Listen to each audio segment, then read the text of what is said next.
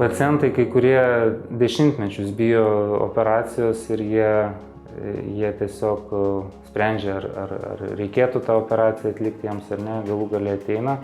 Tai vėlgi galbūt didžiausios baimės yra susijusios su nežinojimu, svarbiausia yra konsultacija ir priešoperaciniai tyrimai.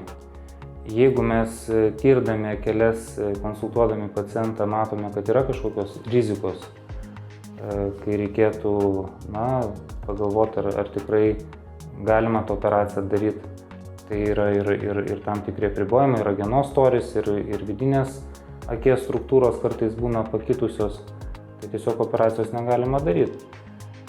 Bet jeigu ten ir ragenos užtenka, ir akis yra sveika, tai tikrai nereikėtų bijoti.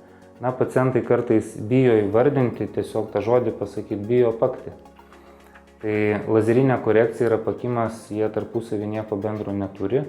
Yra tam tikrų nelaimių pasekmės, pavyzdžiui, akies trauma.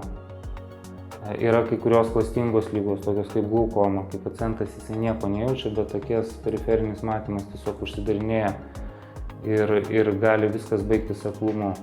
Yra kraujotakos įvairūs sutrikimai, galvos smegenų pakitimai.